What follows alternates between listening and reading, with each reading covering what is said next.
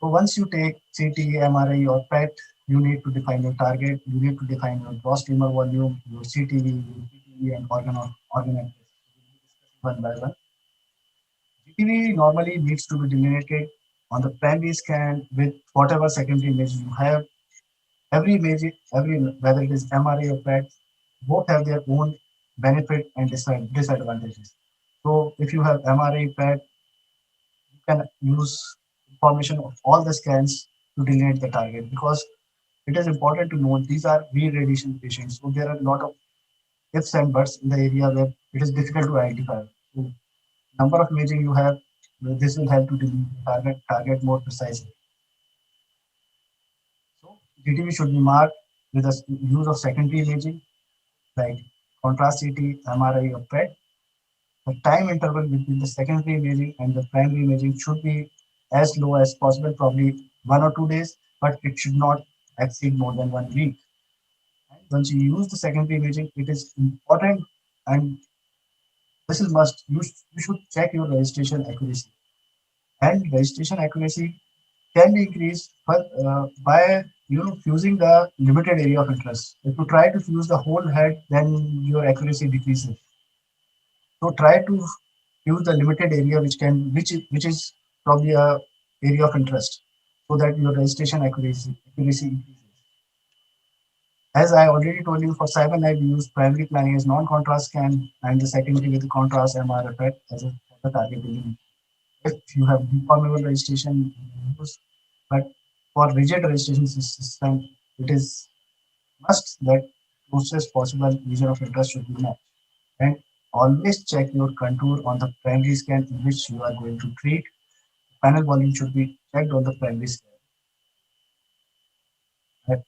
And if there are fuzzy areas, post-treatment changes, you are not sure, discuss your case with the radiologist, sit down and mark your areas because if you mark large volume, you are adding more, the chances of having toxicity increases. And if you delineate the less volume, the chances of marginal failure increases.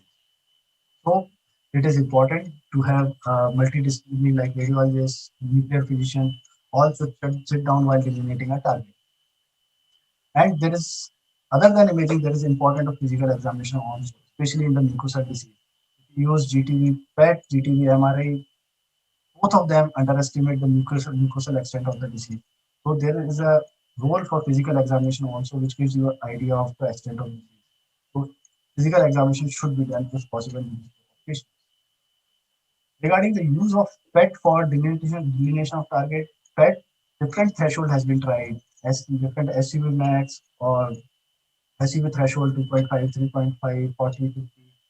But there is no standard definition which SUV or which SUV threshold or which SUV max should be used. If you use SUV 40, then the volume will be large. SUV 50, decrease it to 50, the volume becomes smaller, but there is no standard definition. There is one article I will be discussing in the next few slides. So after GTV, what is the CTV? Normally in SBRT, CTV is not used other than spine, but there are few studies which show that we should use a CTV especially for the mucosal disease of head neck cancer. And this has come from the pattern of failure in the SBRT studies. This is a study by Wang et al. In which he tried to find out the pattern of failure. And if the failure volume is overlapping 20% to 75%, it is they have defined it as an overlap failure. And marginal failure, if the failure disease overlapping less than 20% within the GTV and it should be within the 1 centimeter of GTV, then it is defined as marginal failure. So what important finding from this study is out of the patient, they have treated 49% are SBRT failure. And out of this, around 24.6% has overlap, failure in the overlap region, and 36.8% patient has marginal failure. And another important finding which they have come out is if they have used PET as a planning, then there is significant decrease in marginal failure to the tune of 20%, and which in turn increases local control and the survival. Same group, have gone one step ahead and they use PET, different SUV max and threshold from SUV threshold of 3.5, 4.5, 40, 50, and they have given 1 centimeter margin and try to find out what should be the optimal volume.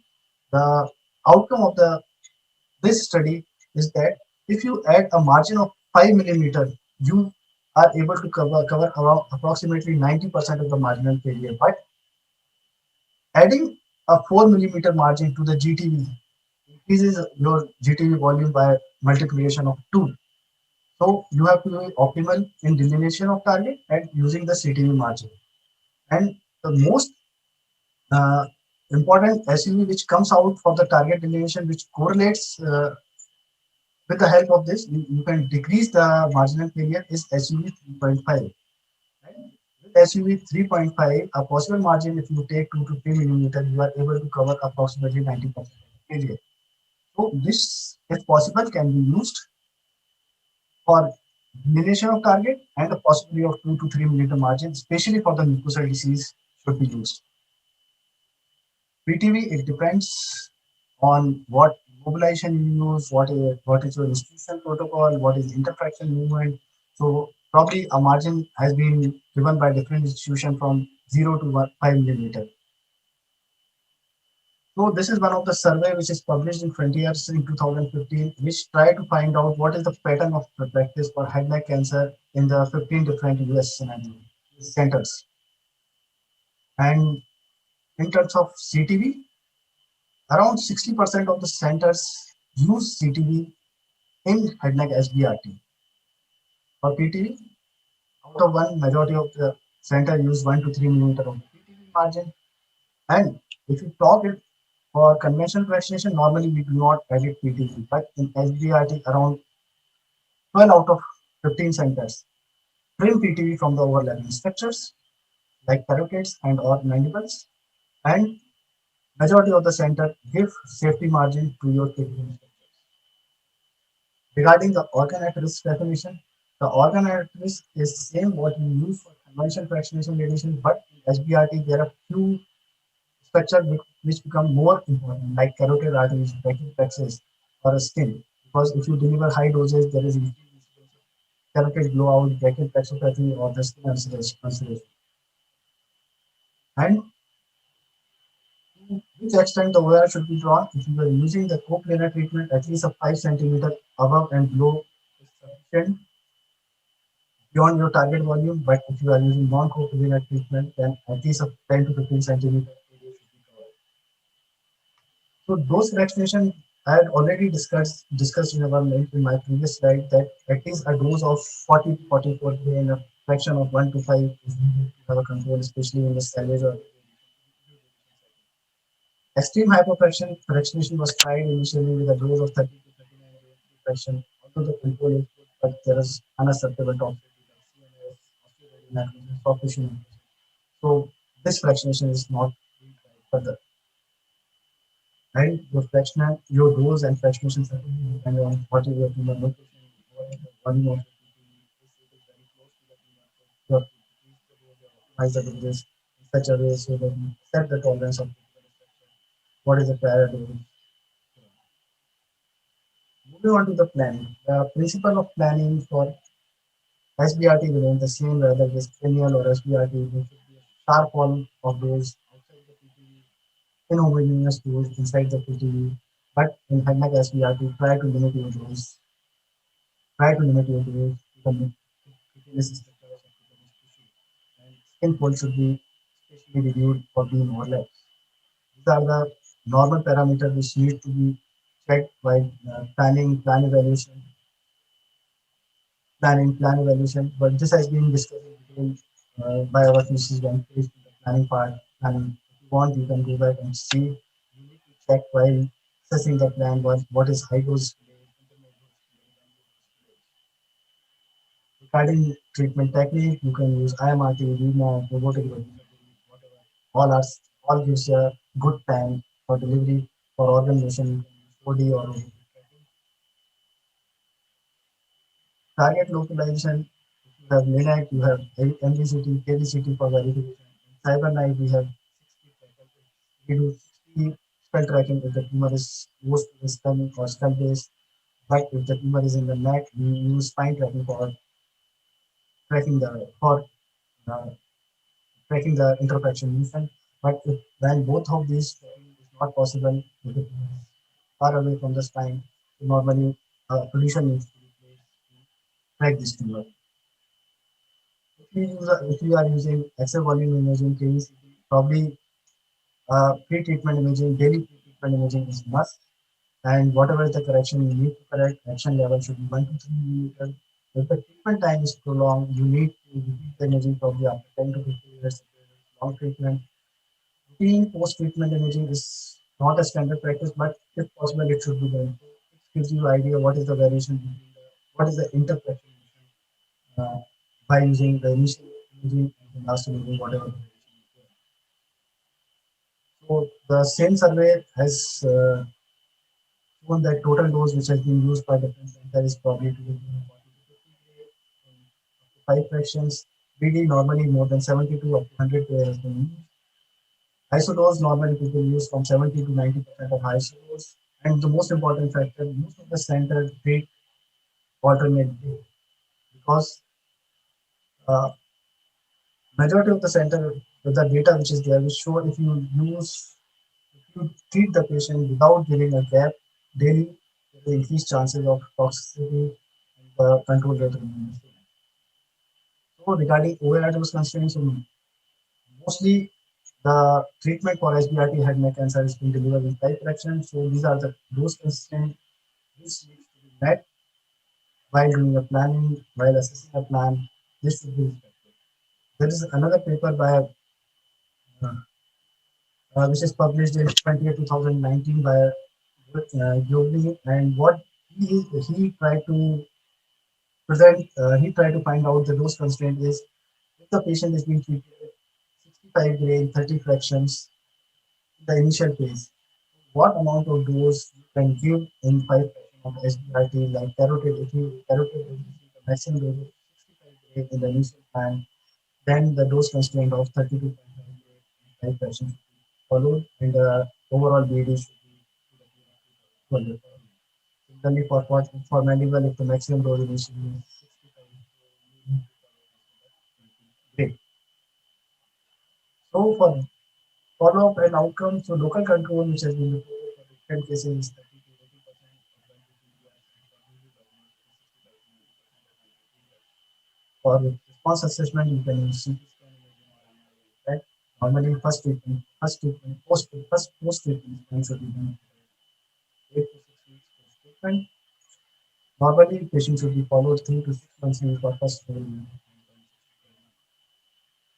So moving on to the toxicity, which is one of the important part of radiation. Although the data for SBRT with the toxicity is limited for acute and rare toxicity, but the incident which has been reported in the literature is to the tune of 25 to 30%. Like the risk of adverse event is related to priority dose, what is the primary site, what is the treatment volume, technique, and side effects. So overall, these are the common toxicity which has been reported for SBRT and the incidence remains 1 to 20%. And that has been reported to the tune of 1 to 5%. And other toxicity like prismas, dysphagia, ulceration, fibrosis, and pain has been reported to the tune of less than 3 to 5%. So I will be only discussing carotid blowout because this is one of the toxicity which is especially associated with SBRT. Point to be noted that this carotid blowout can occur at any point of action. Can be it can be the common carotid, internal or external carotid. And if you treat the patient with conventional fractionation, the chances that you develop this toxicity probably as 2, 3, or 5 years. But in SPRT, this toxicity can come as early as 6 to 8 months. And this toxicity is taken in 40% of the patient. So this is the toxicity which needs to be looked out while you are evaluating the patient with SPRT and the management is mostly on those two approaches. The Japanese group has defined certain factors which are associated with higher toxicity of current which are diffuse mucosal tumor-related factors like diffuse mucosal involvement, skin ulceration, carotid involvement more than 180 degrees, and if the tumor is causing post-operative and patient-related factors like diabetes, elderly age, prior atherosclerosis. And the treatment-related factor, if there is higher local dose of SBRT, carotid artery is more than more than prescription dose what you have given, and BRT treatment interval is less. Cumulative dose received by the carotid is more than 220, and if the patient is treated daily and alternate the same group has find out if the patient was treated on alternate the chances is significantly less as compared to the patient in which the SBRT is delivered on a daily basis. They have find out three important factors if which uh, gives you idea what is the carotid growth free survival. These three factors are carotid alternation and the lymph node evolution. But important thing to note that if the patient does not have these three factors, it is not that patient will not have toxicity. He is not 100% safe. Still, the chances are there because there are other factors which causes this toxicity. So this is the key literature regarding carotid blowout risk. Like Kodani et al. In which two deaths were there, and in this, the dose which is being received by carotid is a maximum dose of 30 or 31 gray and cumulative 220 Similarly, another study published in Red Journal 2011, all 8 patients who developed toxicity have carotid surrounded by monomer 180 Another study 2010, the patient who developed carotid throughout the SBRT 198 Japanese group, the skin occlusion is one of the factors which causes increased carotid blowout. So these factors need to be looked while we are giving planning for SBRT for any cancer. So how to prevent? You need to take care of you need to be extra cautious if these factors are present like diabetes, carotid replacement, or the short interval better if you are if there is increased risk of carotid blowout to use vaccinating treatment. And to exclude the patient if they have more than 180 of carotid involvement, skin invasion, consequently like vaccinated treatment, try to prevent a hotspot of BD on the carotid. Volume, try to reduce the carotid dose as low as possible, but not more than 20 maximum dose. Other area which present as a toxicity acute injury, I will be not putting much more emphasis on this. So the first patient which I discussed initially, this is the patient initially cured with CTRT, developed a nodal recurrence, then received a chemotherapy. We have treated this patient with a SBRT of 40 grade to GTV and 35 grade to PTV. And you can see how beautifully we are able to spare the carotid and the carotid maximum doses to the okay. There, these are the few examples in which we have treated, we have used SBRT in head neck cancer. This is one of the patients, 43-year-old male, with a tongue developed, left facing the it was inoperable. If, and we have treated with a dose of 30 gram 5 fraction and the carotid max was less than 2 and the patient was disease free without any toxicity at 3 years of follow-up. Another patient who has second primary, initially supraglottic treated in 1998, then second primary based MPO initially treated with a 45 fraction over the nodal part also, and then a CKD. The patient will follow up at 4 years of follow-up at 4 years. Another post-op case is maxilla, second primary tongue, then we develop parapharyngeal lymph node, inoperable due to carotid vessel. We have given a dose of 30.5 grade, complete metabolic and morphologic response but the patient has and in 2016, the patient died of another patient, nodal recurrences, and this is CA top. Initially, surface tumor 2002, then 2012, right tonsil. We have treated with initial, he received chemotherapy, then salvage radiation with RTPL 135 right city, but unfortunately, third time we unfortunately. Another case, this is an interesting case which we have published in Journal of 80 and Reed. carcinoma, bladder, and develop metastatic disease in the interparotid region, which we have treated with a dose of 45 grams. PET scan post 3 months is complete response. 12 month post radiation patient developed lung metastasis. So this is our initial preliminary result, which we have published in 2015. 9 cases which we have treated, and we have seen an excellent response rate to the tune of 70 to 75%. This is our recent updated data. We have treated around 53 patients, and with new radiation on this boost, still we are with, this is unpublished data, with the median survival of re-radiation it is around 9 months, and for the reverse boost, we have a median survival of around 12 months. And the complete response rate, especially in the re-radiation setting, is 24%, and overall response rate is to the tune of 57%. So, to summarize what we have discussed in the last 15 minutes, if the patient has primary non-metastatic phase, if it is fit for standard treatment, the standard treatment should be chemo, RDO surgery, standard treatment should be. But if the patient is unfit for standard or radical treatment, the treatment can be palliative RT or SBRT. SBRT gives you better local control, better quality of life, because in palliative radiation you are just giving us dose which is probably worse for 2 days.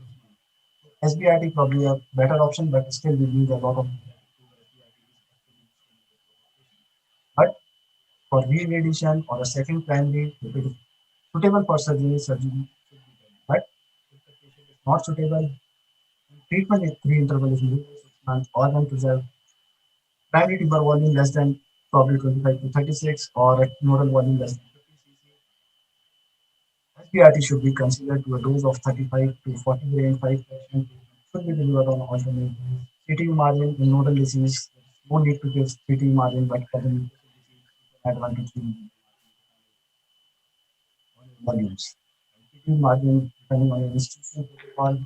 Importantly, you need to take some of the doses for the initial plan which the patient has received and also the current plan and do the radiobiology and conversion for the organ at risk. And try to keep the carotid dose as low as possible, probably less than 33 or 34 gray. So even the NCCN guidelines does recommend SBRT for re-radiation, but with a careful selection of patient, small tumor, no skin involvement, and a caution, especially for the carotid involvement. So to summarize, SBRT for head neck cancer is an option in especially for the recurrent, residual, or a second primary cancer as a boost. But importantly, you need to select your patient well. If you don't select, then the entire treatment does not gives you outcome which you are supposed to get. Although whatever the data is we have, there is significant heterogeneity, patient selection, prescription, treatment delivery, but this gives you some idea how to select your patient, what is the dose, and what is the outcome, how to improve the local control. Although there is risk of acute and late effect is there with the SBRT, and with the data we have better understanding how to spare the critical structure, especially how to prevent this carotid out. And we need more data to implement SBRT as a routine in head neck cancer prospective trial. So, immune checkpoint inhibitor has been there with many malignancies like lung, melanoma. It has been used in certain cases of head neck cancers, mostly as a palliative treatment. And we have the data which show that SBRT with immune checkpoint inhibitor has a synergistic effect. But still, there are ongoing trials. We don't have robust data to say that it should be given, but there are few studies which are going on. We should wait what the outcome of this result before. So for me, SBRT is precise. Like I had planned to do a half marathon last year. I have done a half marathon of Airtel last year. I completed in 2 hours 12 minutes, but this year I tried to do it in within 2 hours. So I have worked hard. Like you have to work hard in SBRT. You have to be meticulous. And this year I have just completed with the accuracy of 1 minute within 2 minutes. And with this, I'd like to thank Dr. Shifa who has given me some slides and guide me during this entire lecture, making of entire lecture. And a special thanks to my team at Vedanta, where I am working, Dr. Karia ma'am, Dr. Shyam, Dr. Manoj,